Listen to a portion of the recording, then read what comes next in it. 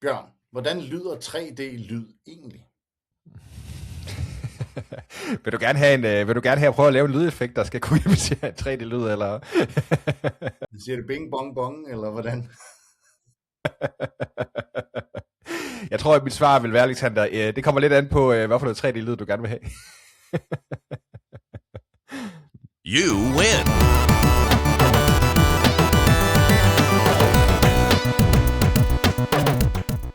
Velkommen til 15 minutter med en clever content vinder, powered by Brain Movers. Vi er i gang med 2026-sæsonen, hvor vi dykker ned i vinderne fra Clever Content Awards 2026.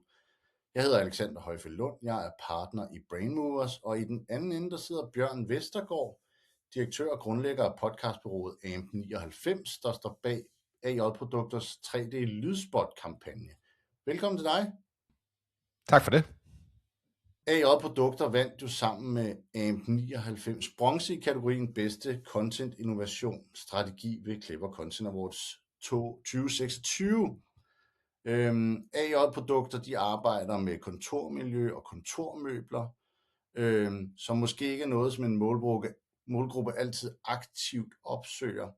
Kan du starte med at fortælle, hvad var det, som I hos AMP99 skulle løse for AJ Produkter? Det kan du tro, Alexander, og tak for et godt spørgsmål. Jeg tror, det handler om, først og fremmest, når man er i en lavinteresse-kategori, som var det AJ-produkter, vi må erkende, at de også er i. Det er ikke mange af mennesker, der sådan springer ud af sengen for at finde ud af, hvilke kontormøbler og inventar de skal vælge, kan jeg vist godt sige, uden at fornærme nogen. Så man kan sige, AJ-produkter havde jo og har jo kørt en meget konsekvent marketing- og salgsstrategi igennem mange år, men man kan sige, at det, der har været essensen af det samarbejde, vi har lavet med dem, er, at vi har ligesom kunne se, at der har været i det her podcast opmærksomhedsfelt, hvis jeg må tillade mig at kalde det, har der været en kæmpemæssig potentiale for at få lov til at bygge noget brandværdi ind i brandet, og så selvfølgelig også, og så egentlig at komme ind i en kanal, som ikke så mange har tænkt ind i deres marketingplan endnu desværre. Så man kan sige, opmærksomhedsmæssigt, hvis man ser på den marketingstrategi, som AJ-produkter typisk har kørt, så har AJ-produkter jo været til stede på rigtig mange af de gængse normale kanaler. Det handlede først og fremmest om at finde en kanal, hvor folk faktisk havde opmærksomhed, og hvor de havde nok tid til, at vi kunne fortælle det her budskab, vi havde til en målgruppe og en kommende målgruppe af folk. Og der kunne vi bare se, at der var podcast bare en enormt spændende kanal at udforske mulighederne i. Jeg kan så forstå, at rent strategisk har jeg arbejdet med en idé om fordybelse frem for afbrydelse. Kan du sige noget om, hvordan I oversatte den strategiske tanke til sådan en konkret lydoplevelse? Ja, det kan du tro, Alexander.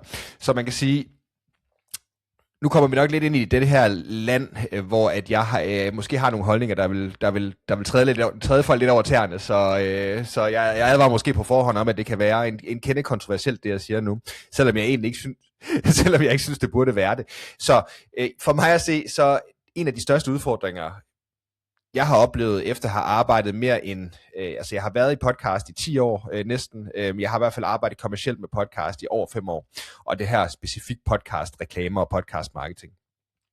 En af de største ting, jeg har blevet ved med at se igen og igen, og som til stadighed, jeg oplevede det så sent som i sidste uge, sker, det er, at mange tænker podcast som måske en af de sidste ting, du putter på et medieplan.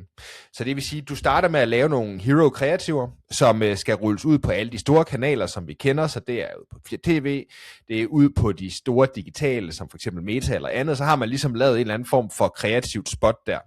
Og så prøver man på en eller anden måde at få det versioneret ned, så det passer til nogle andre kanaler, som måske ikke var tiltænkt oprindeligt. Det er desværre alt for mange brands, der stadigvæk bruger podcast på den måde. Så det vil sige, at jeg, uden at nævne nogle navn, så er et meget, måske en af verdens allerstørste brands inden for fødevare, har jeg set så sent som i sidste uge, har jeg hørt, har smidt et lydspor fra et reklamespot på podcastannoncering.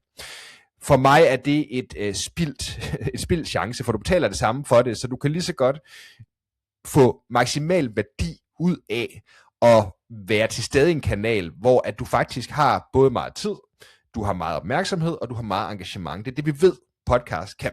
Så hvis vi skal tage den fra toppen, så kan man sige, det handler også om at lave kreativer, der fungerer på mediets præmisser, og det er jo ikke kun på podcast, det er jo uanset hvilke medier du har i din marketingplan. Så man kan sige, for os startede det med en erkendelse af, at hvis vi skal fortjene folks opmærksomhed, og det ord, det bruger jeg meget bevidst, fordi at nu var jeg jo også på Clever Content-konferencen sidste år, hvor vi havde Steve, som har lavet Pacific Content blandt andet, og han fortalte jo rigtig meget om det med at fortjene opmærksomhed. Så man kan sige, hvis du egentlig bare serverer en målgruppe for et budskab på en måde, som ikke er engagerende, som ikke er spændende og som er lidt forstyrrende, så tror jeg egentlig ikke, at nødvendigvis det skaber positiv brandopfattelse. Jeg tror faktisk i højere grad, det skaber negativ brandopfattelse, hvis det gør noget. Så for os handlede det om at finde nogle kreativer og en formidlingsmåde, som gjorde, at vi faktisk vidste, at folk ville lytte til det, 1, og 2, at vi faktisk også synes, at det kreativt gav mening i den kontekst, det blev serveret i. Og det var der, hvor at ideen om at lave noget on-brand, det er vigtigt at sige det her, det er on-brand, så man kan sige, det er ikke bare noget, der har kørt som et uafhængigt spor, som vi har haft fri leg til at sidde og lege med, vi har skulle få det til at passe med det overordnede brandunivers for AI-produkter, og vi har skulle få det til at passe sammen med podcast-mediets præmis. Og der var 3D-lyd bare en enorm god mulighed, fordi der kunne vi se, at vi kunne faktisk både lave noget, der havde den her stop-effekt, men vi havde også mulighed for at få noget fortalt på en måde, som forhåbentlig er med til at styrke brandet, både blandt dem, der køber, men også blandt dem, der måske overvejer at købe, og ikke er der lige nu. Så det er nok det, der har været den strategiske tanke bagved. Primært, det har været, der er en kanal, hvor vi har et kæmpemæssigt potentiale, og det kan jeg godt tillade mig at sige, uden jeg kan gå konkret i tal, men i forhold til en del af de andre marketingaktiviteter, som AI kører, er det ikke fordi, vi har investeret et voldsomt beløb i podcastdelen. Podcastdelen har været et add-on til det enormt fine arbejde, der lå i forvejen, men det er også der, hvor vi kan se, at det er også derfor, at den her Clever Content Awards har været en kæmpemæssig anerkendelse og en stor glæde, både for os og også for AI-produkter, fordi at vi har vist, at med kreativt snille og med et, jeg vil ikke tillade mig at kalde det et skostrækningsbudget, men det er ikke fordi det er et stort budget, der har vi faktisk lykkedes os at lave noget, som er lykkedes rigtig, rigtig godt, og som har skabt enormt gode resultater for kunden, i det her tilfælde af AI-produkter. 3D-lyd, som du nævnte, er jo det kreative omdrejningspunkt i det her arbejde. Kan du forklare, hvad 3D-lyd er, og hvad det gør ved lytteoplevelsen, og hvorfor det passede godt til AI-produkters brand? Ja.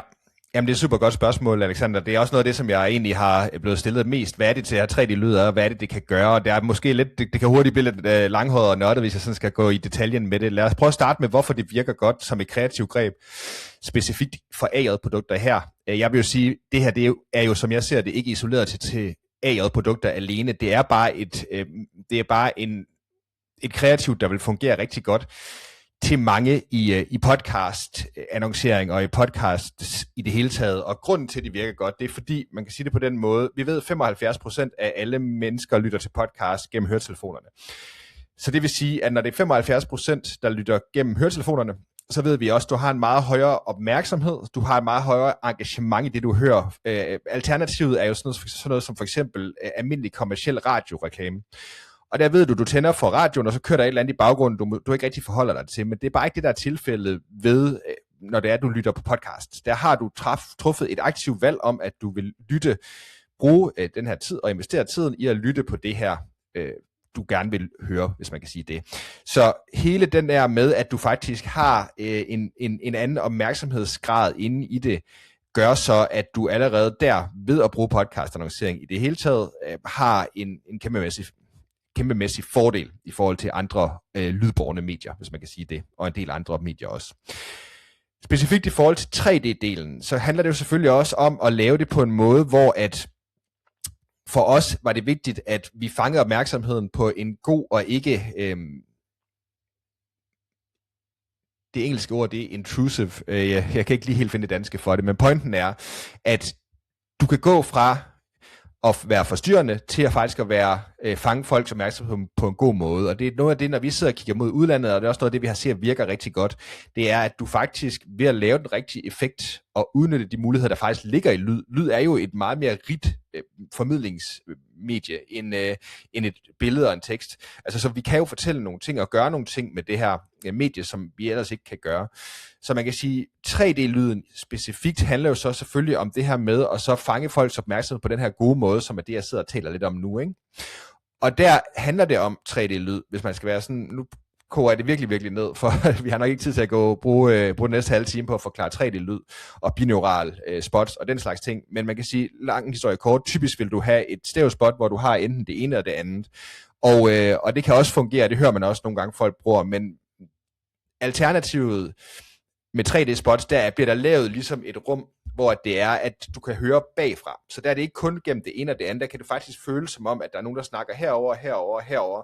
Altså, så du bygger simpelthen et rum op, og det vil jo også tilsvare den oplevelse, du vil have, hvis du kom ind i et rum. Hvis der var nogen, der snakkede bag ved dig, så vil det jo ikke komme ind direkte her, men så vil det være noget, der kom bagfra. Det vil du kunne høre.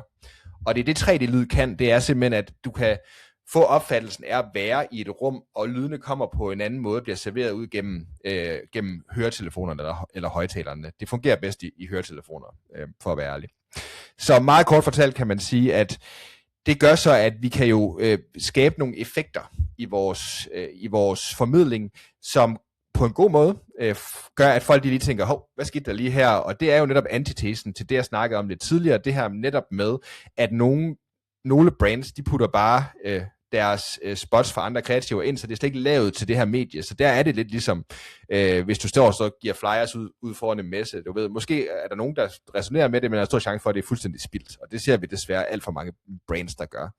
Så det er sådan meget kort fortalt, hvad kan man sige, hvad 3D-lyd gør. Og det gør det her, at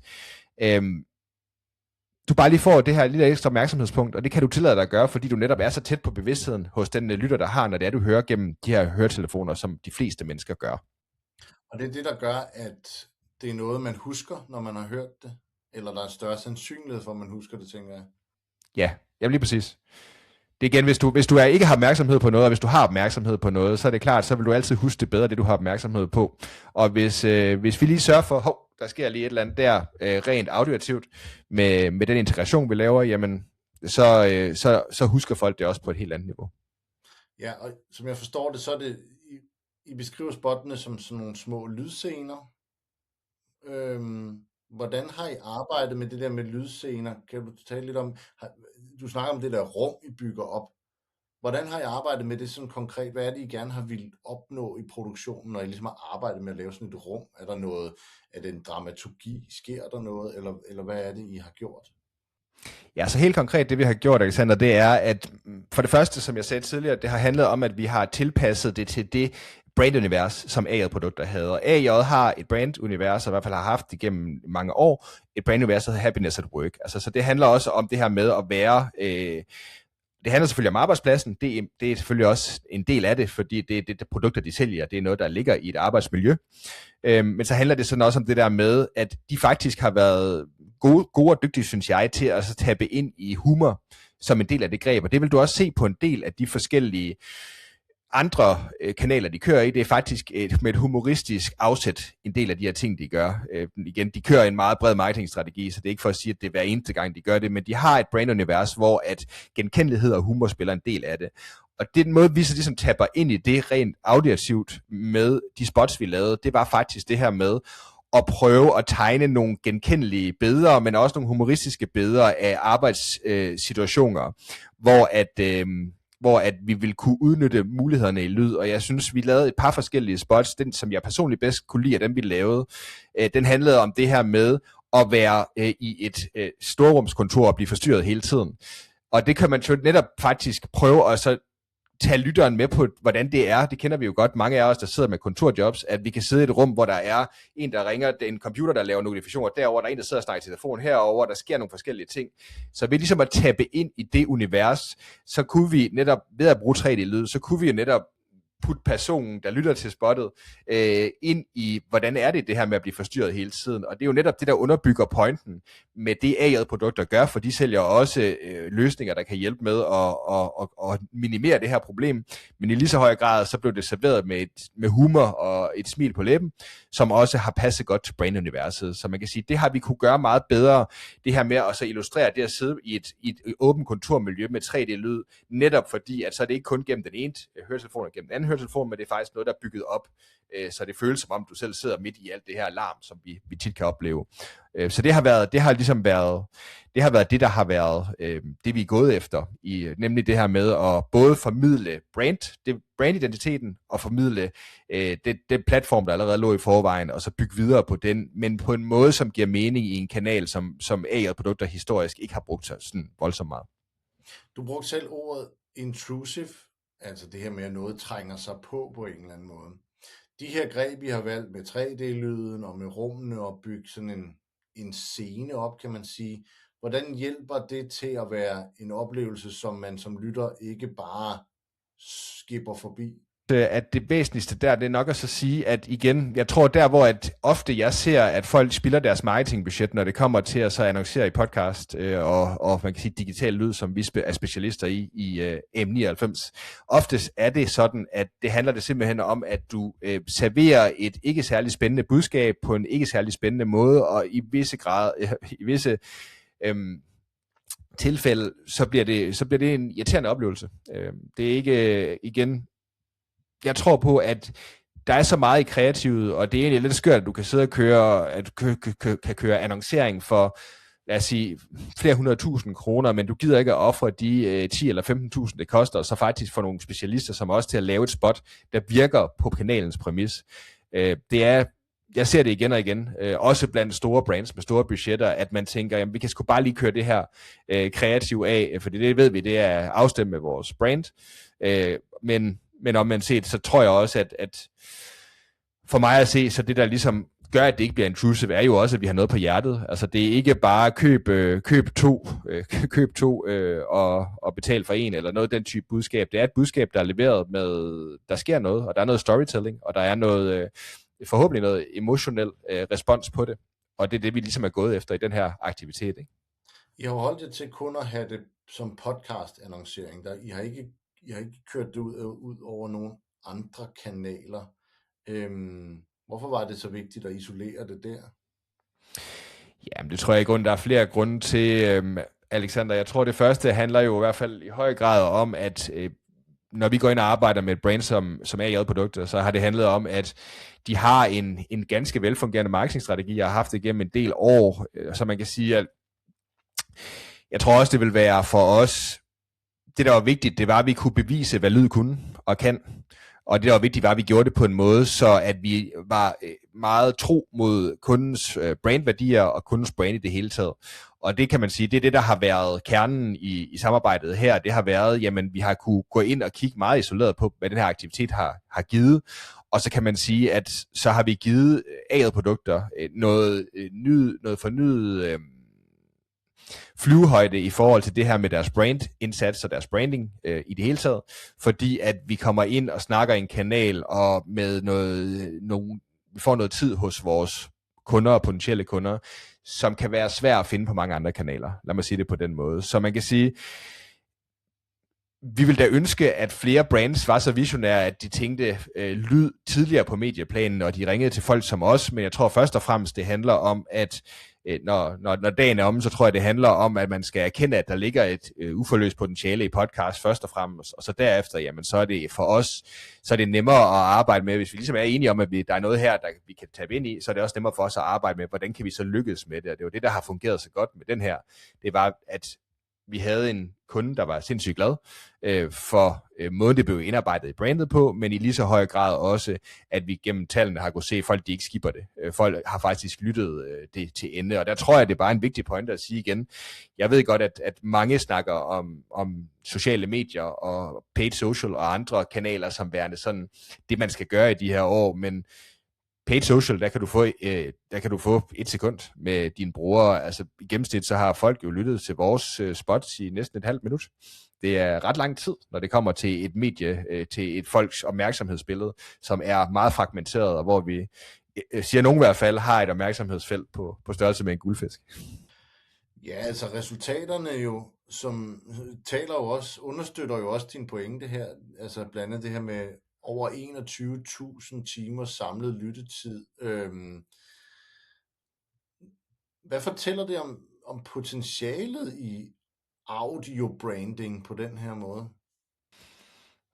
Jamen, jeg synes jo egentlig, altså det fortæller, jeg synes jo næsten, det resultat, det taler for sig selv mere end noget som helst andet. Jeg ved næsten ikke, om jeg skal behøve at sætte voldsomt meget mere på det. Altså man kan sige, der er noget, der hedder The Audio Investment Gap, som har været en ting i branchen igennem mange år. Det har været noget af det, der har været en kæphest for mig i mit arbejde med at bygge App 99, har også været, og så ligesom prøve at mindske det gap, fordi det vi ved, det er, at 40% af alle danskere lytter til podcast hver eneste uge, altså alle voksne danskere.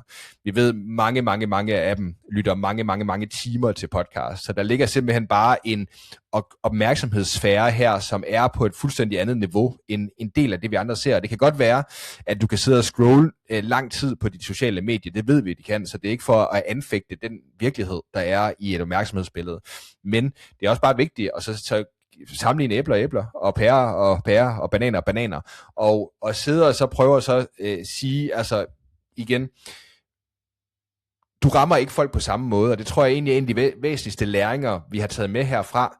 Der er altså forskel på i marketingregi og i branchen, der kigger du på en impression er en impression, men en impression er ikke bare en impression. Impression skal også måles på den kvalitet. Det mener jeg, vi som branche bør gøre os umage med at gøre, og det er derfor, vi kan se en impression i lyd som det her, og i en målgruppe, som matcher det, som vi gerne vil opnå, og som var det, kunden havde briefet os på. Det har bare en fuldstændig et helt andet afsæt, og det har et helt andet potentiale, men det kræver først og fremmest også, at man laver den indsats, der skal til for at lave et budskab, der er interessant, finde de rigtige kanaler, som en målgruppe lytter på, og så har man også mod til ligesom at investere i det over tid, og det er jo også det, der er historien omkring AJ's produkter succes, og den her case specifikt, det er også, vi har faktisk brugt noget tid på at så lykkes med det, både på det kreative arbejde, men særligt også at bare lade det komme ud og leve, så det ikke bare har været en aktivitet, vi har kørt over et par uger, og så har set, virker podcast-annonceringen, eller virker det ikke? Det har faktisk kørt rigtig, rigtig lang tid, og det tror jeg, den konsekvente medieinvestering har betalt sig rigtig, rigtig godt hjem for AI-produkter. Det er ikke et sekund i tvivl om, at de synes. B2B-brands, som AI-produkter jo også er jo sådan, kan jo traditionelt, være sig lidt fra de mere kreative løsninger. Hvad skal B2B-brands, hvis de sidder og lytter med her, lære af det? Hvad vil være den vigtigste læring for dem af den her case? Jamen, jeg synes egentlig, der er nogle forskellige læringer at tage med. Nu var jeg også så privilegeret, at jeg fik lov til at fortælle lidt om thought leadership på Clever-konferencen her. Så man kan sige, det var jo måske lidt en gentagelse af en af de vigtigste pointer, jeg tror, der er der. Altså, jeg tror, der er et par vigtige læringer, Alexander. Jeg tror i hvert fald først og fremmest, at en vigtig læring, det er, at man skal som B2B-brand, jeg synes, det kan godt være, at der er nogen, der føler sig lidt støv på manchetterne igen, men så må det vel være mit lod i livet at gøre det. Jeg synes rigtig mange tænker B2B er alt for kedeligt. Og jeg synes, at man mangler simpelthen, det er ikke fordi, jeg synes godt, at man kan godt formidle med en entusiasme og en energi og med noget differentiering i B2B. Det kan man sagtens gøre, uden at blive useriøs. Og det tror jeg igen er en væsentlig læring her. Der er ikke noget useriøst i de spots, vi har lavet, og den aktivitet, vi har lavet. Det har matchet et brandunivers godt, som heldigvis rummer humor. Hvis ikke man allerede har tænkt ind, hvordan kan man faktisk formidle, hvem man er og hvad man står for, på en måde, hvor man lægger noget positive følelser ned i det, så kommer man til at være bagud på point, fordi vi mennesker, vi køber fra andre mennesker, er min holdning. Så igen, jeg tror da alle sammen, vi har siddet igennem nogle røvsyge webinarer, undskyld mit fransk, hvor man prøver at tage thought leadership, og så sidder folk og dødkeder sig, og det sidste du gør, det er da at skabe en positiv brand-association her, fordi du egentlig bare sidder og siger noget, du synes er spændende at snakke om, ikke? Så jeg tror, det her med at differentiere sig, og ikke være bange for at skille sig ud, også at tage greb som humor. Det tror jeg er en vigtig ting. Og så tror jeg, den anden vigtige ting, det er også at kigge efter, hvor er det, folk giver opmærksomhed. Altså igen, prøv at høre, du bygger ikke et brand i 2026, hvis ikke at du kan få folk til at bruge tid med det, du laver. Og det kan være gennem webinar, det kan være gennem podcast-annoncering, det kan være gennem godt indhold på diverse sociale medier. Her tænker jeg i B2B-kontekst, måske særligt på LinkedIn. Men det handler først og fremmest om at finde ud af, hvor er det folk de er. Og der har vi heldigvis bare set på tværs af flere forskellige kunder, heldigvis, at der ligger faktisk et rigtig, rigtig stort uforløst potentiale i podcast-annoncering stadigvæk. Og i hele det her lydunivers, hvor vi kan fortælle historier på en helt anden måde. Og det er jo det, vi er heldige at få lov til at arbejde med hver eneste dag i AM99. Så jeg vil sige, at læringerne må være det, og så tror jeg, at den sidste, hvis jeg nu skal tage 3, det vil nok være det der med at så også have det langsigtede mod til at blive ved med at fastholde en aktivitet. Altså jeg synes igen, hvis man skal teste præmisser for, om en marketingaktivitet virker, så skal man gøre det over tid. Så er det ikke noget, du gør på 1 eller 1,5 dag. Det er noget, du gør over en vis periode. Der synes jeg desværre, jeg ser stadigvæk en tendens i branchen til, at folk tænker, at hvis ikke det lige fungerer i en uge eller 2, så er det nok bare, fordi kanalen er forkert, og man nok i virkeligheden bare lige skulle have brugt lidt mere tid, og nogle gange også lige lade dataen sænke sig.